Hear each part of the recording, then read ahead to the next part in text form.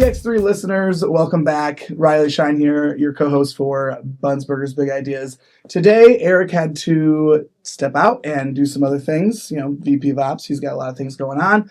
So we have a special guest host today, Mr. Nick Schneider. So I'm the host? I thought I was going to be the co-host and you're the host. Well, we're equal parts here. So it's a partnership. Yeah. It's all right. I like it. Yeah. Well, welcome, Riley. Nice to see you.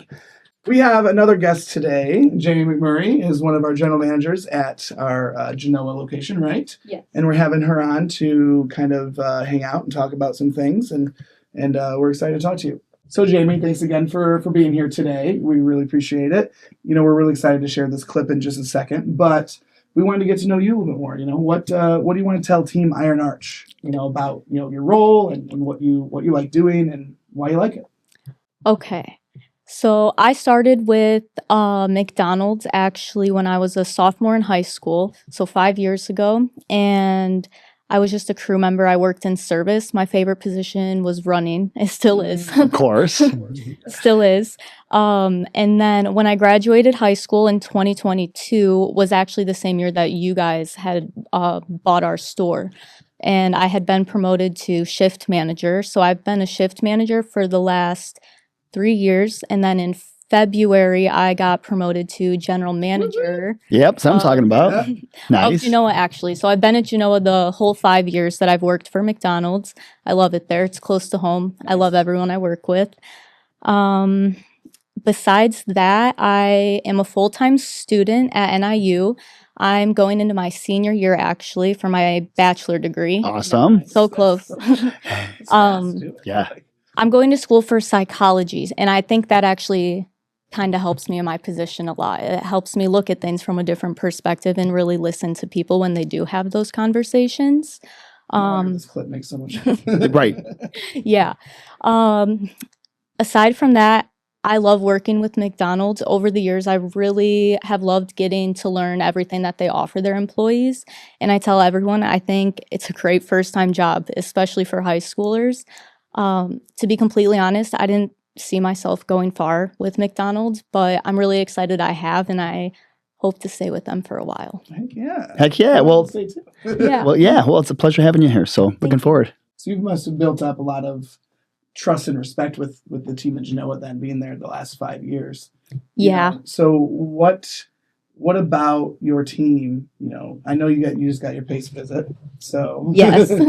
Shout out to Team Genoa. That's right. So what about your team? What about being in this general manager role excites you?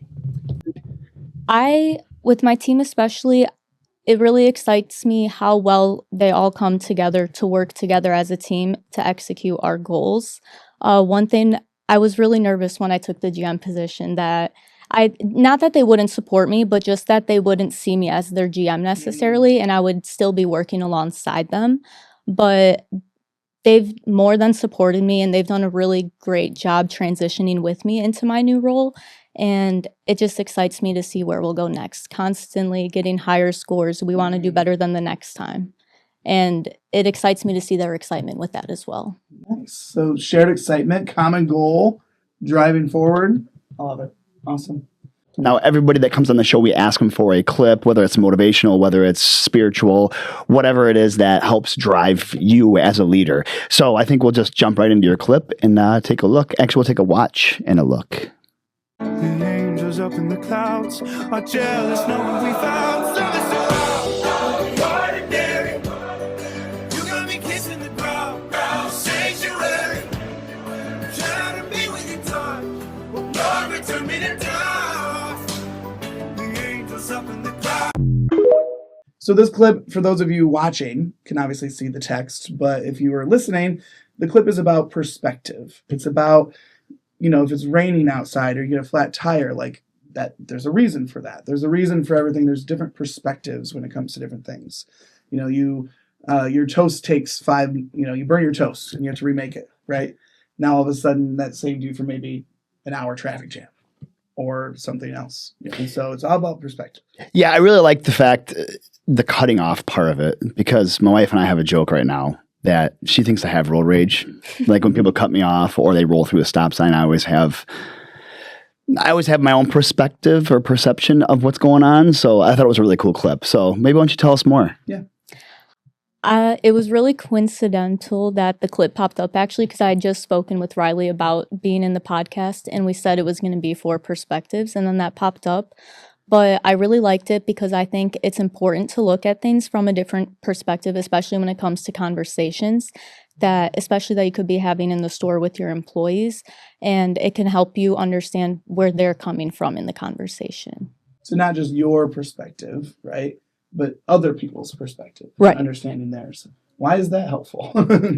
I think it can be really helpful because like in the video, not only could it save you from something, but it could help stop potential conflicts because you can see how they're going to react to the conversation that you want to go into because you've already had it before, or you can go into the conversation with more of a positive attitude and get something good out of the conversation. So for like an example, if I was coaching somebody and I yelled at them and was like, you're going too slow, go faster. They're probably going to maybe be like, what the heck? Why am I being yelled at? Where if I knew how they might feel or took their perspective into mind, I can come at it more level-headed. Right. How does somebody get better at having that kind of perspective? Because like I said earlier, they cut me off. Like they're not in a hurry. They're not about to have a baby. They're not flying to the hospital. How do you, I guess as leaders, how do we learn to have that perspective?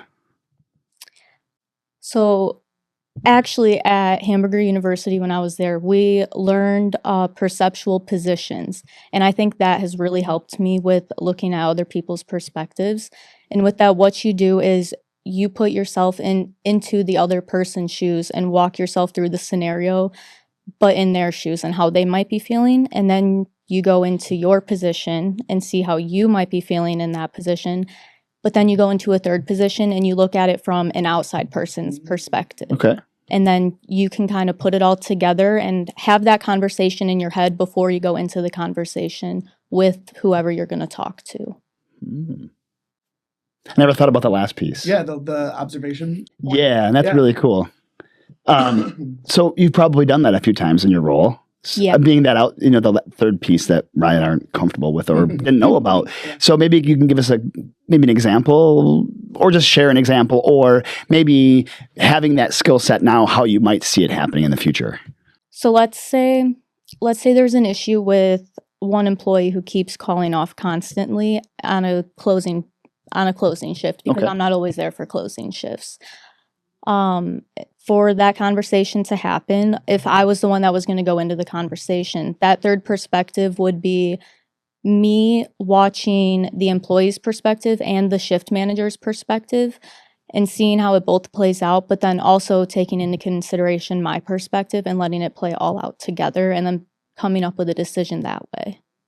To do all this before you even have the conversation. Right. Essentially. Yeah. You're kind of game planning how the conversation will go using your perspective, their perspective, and like an observer perspective. Right.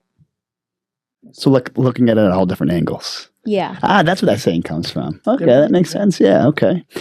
Do you think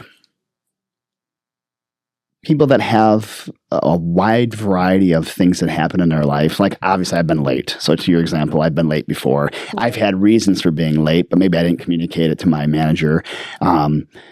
Do you think those experiences would help give you that better perspective? Or would it hurt you? Being relevant with our team as a leader, does that help us have that broader or all-angle perspective? I think it does. How so? So to a certain point, yes, people are going to be late and things are going to pop up in people's lives. But if it happens consistently, I feel like that's when it becomes the issue. So when you're able to look at things from a different perspective, you can kind of start to see, okay, this is what's going on right now, or no, this is a bigger issue. And it's not something that just popped up in their daily life or something like that. Sure. And maybe the more you have to deal with those, we'll just use the being late as an example. We have a lot of leaders in our organization or in the world that have been in this role for 20 years and they still can't sit down and have a conversation or a solution to hey, why I'm late or why they're late. They just want to drop the hammer and say, yeah, you've been 15 minutes late for the last 3 times. Now you're suspended. And next time you're fired. Yeah. Instead of looking at it from all angles and having a different perspective. And then we have some managers that have been with us, like for yourself, for example, they're okay with sitting down and they're okay with finding a solution. So my point is, we have some seasoned leaders that just don't do it. They don't care. They don't find the value. So how do we empower them to take the time to sit down, to have that different perspective when maybe they really don't care? And their personality might, because I think perspective has a lot to do with personality. Yeah. Your personality, my personality might be way different. That's why when they cut me off, I'm like, what are you doing? How you don't know how to drive, right? And then your perspective is more like my wife's, like, well, you know, they might be on the way to the hospital. So I guess how do we coach that and how do we continue to empower leaders? Because those things are going to they're going to come up. To be honest, I'm still working on doing it in my store myself. The way I brought it up to all of my managers, though, was I held a manager meeting and I explained it to them pretty much just how I did you guys. And I gave them an example. And then I also had them think of their own example and walk themselves through this scenario in their head throughout the meeting. And then they kind of reflected on that. And I can't say that it's working 100% yet, but I think it did open their eyes to something new that they could use in the future. And some of my managers do really like it and have used it, one in particular. No, it's awesome that you're developing your team with stuff that you've learned from HU too.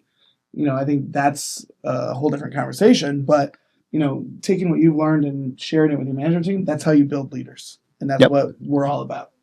Is there anything that you're doing more to sharpen that tool now that you have that tool? I guess is what I'm trying to say. I feel like I'm having more conversations. Okay. And I'm asking more questions rather than just talking to them, I would say. So you're and letting them tell me. So you're actually you're having a conversation to understand than just to have it. Right. Because I think that happens with a lot of people too. I have to sit down and have a conversation with Riley. Okay. Right. Well, because he's probably assuming that, you know, I might be mean or my perspective might be skewed. So, you know, when it comes to assuming, you know, what kind of harm can that have on the perspectives? Yeah. Yeah. And you said earlier, preparing and kind of going through that scenario in your mind is not assumption. That's just kind of preparing and having that open perspective. Right. So, yeah, cool. Well, thank you for sharing that clip. It's super cool. And the perspective is definitely something that restaurant leaders and restaurant managers need to understand, because our world is tunnel vision. And we've talked about that a lot on the podcast. It's very focused. It's food in a bag. Yep. Where perspective can kind of really open that up a little bit as restaurant leaders and managers. So it was a really good clip. For sure. Thank you. To close things out, we just want to thank you one more time, Jaymee, for coming on BX3. Yeah, thank you. Great time. Last final words, anything to the team? Thanks for having me. You're welcome. And I hope you use perspective in your next conversation. Heck yeah. That's awesome way to end it. Yes. Listen, learn, lead. We'll see you next time. Thank you. Thank you. Thanks for joining us on Buns, Burgers, and Big Ideas. We hope today's episode inspired fresh ideas for your leadership journey. Be sure to subscribe so you never miss an episode, and keep learning with us as we continue to explore leadership in the QSR world. Until next time, take care and lead well.